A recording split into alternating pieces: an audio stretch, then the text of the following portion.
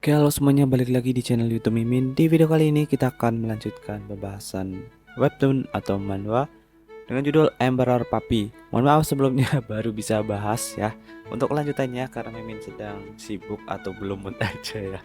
Dan kali ini kita akan memasuki ke chapter selanjutnya. Buat kalian yang belum melihat part-part sebelumnya bisa cek aja di playlist channel ini. Oke, langsung saja kita ke pembahasannya. Di part sebelumnya kita sudah melihat si Hari yang divonis akan mati sebentar lagi, yang otomatis buat dia jadi sangat sedih lantaran gara-gara obat tersebut ya, yang dimana ia berhasil berubah jadi manusia. Pangeran pun menenangkan dan memeluknya. Tidak usah khawatir Guguk, semuanya akan baik-baik saja. Kenapa?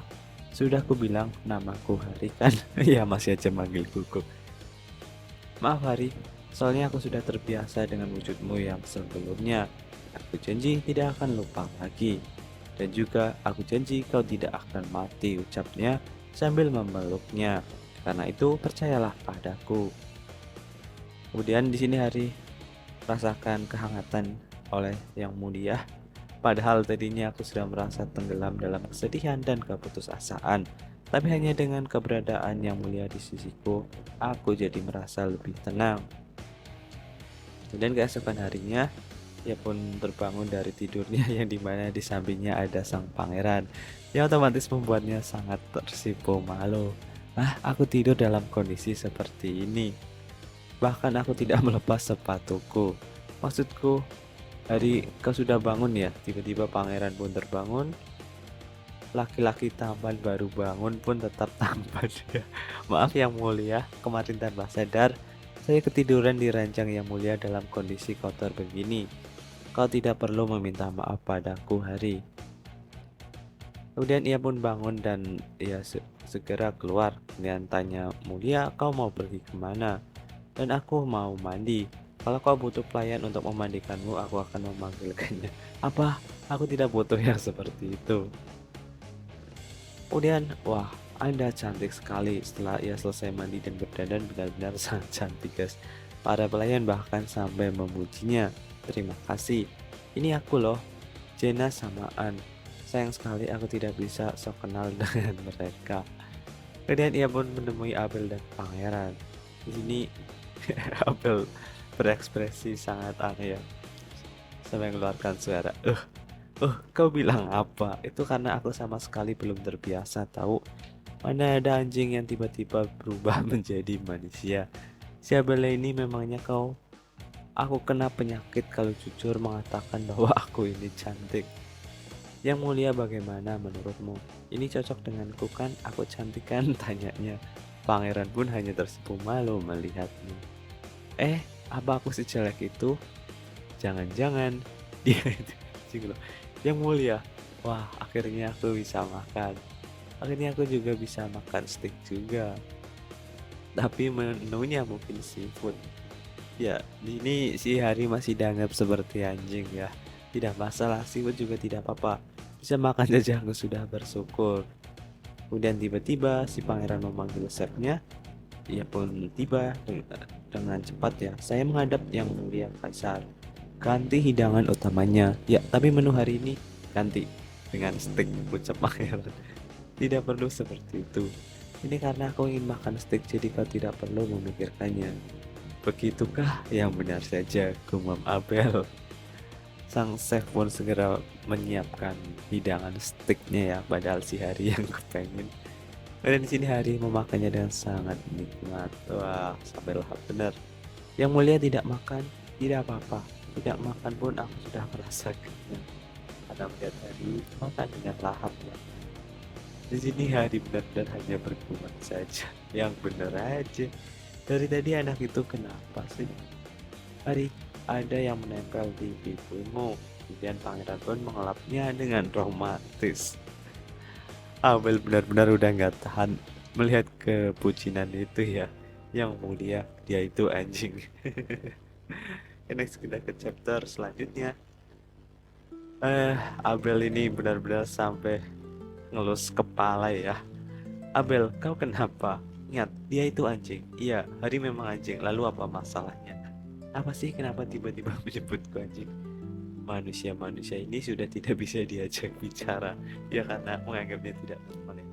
Yang pertama, sarapan bersama yang mudah dan satu orang lainnya. Kedua, memimpin latihan bagi para prajurit. Ketiga, melakukan patroli dengan istana kaisar. Dan katanya yang mulia jatuh hati pada seorang gadis. Kabarnya beliau sampai menyuapi dan mengelap bibir gadis itu saat makan loh. Abel pun mendengar gosip-gosip dari para pelayan itu ya. Katanya beliau juga memborong semua gaun rancangan desainer terkenal dan memberikannya pada gadis itu.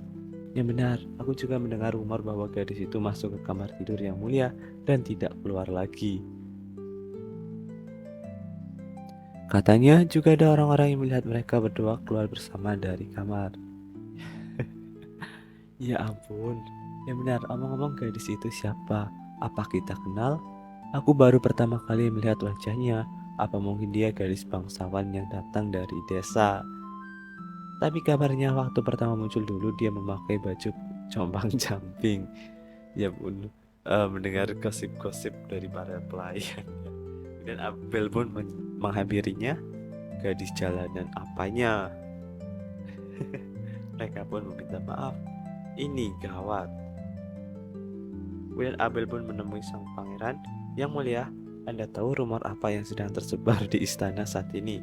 Aku tidak pernah dengar sih, tapi kurang lebih aku bisa menebaknya. Anda tahu tapi tetap bersikap seperti itu.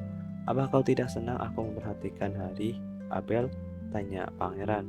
Bukan begitu. Anda tidak hanya sekedar memperhatikannya.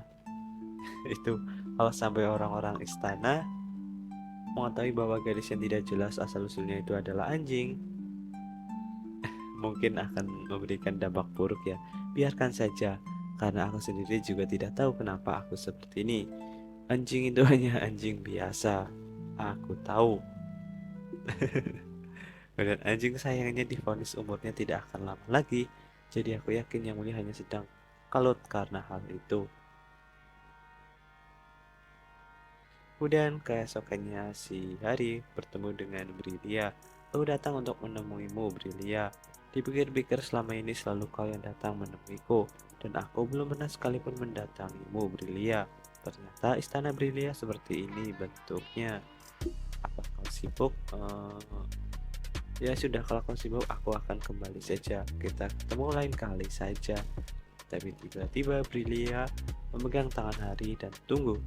Brilia, kau menangis kenapa? Kenapa lagi? Gara-gara kau kan?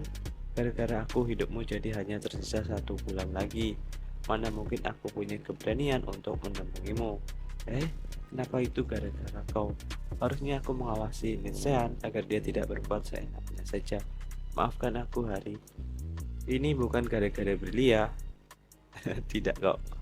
Padahal aku sudah berusaha sekeras mungkin melupakannya. Karena Brilia bersikap seperti ini, aku jadi merasa akan benar-benar mati. Aku tidak mau mati, Brilia. Siapa yang akan mati? Dasar bodoh, sambil memeluknya. Jangan menangis, Hari. Bagaimanapun aku akan menyelamatkanmu. Aku juga sudah membaca semua jurnal yang berkaitan dengan hal ini. Memang belum ada yang berhasil kutemukan, tapi masih ada harapan. Tunanganku, ayo kita temui Reinerio di menara sihir matahari. Nah, kelanjutannya seperti apa? Oh, ini akan menarik. Di tunangannya Brilia seperti apa sama menara sihirnya. See you next video. Bye bye.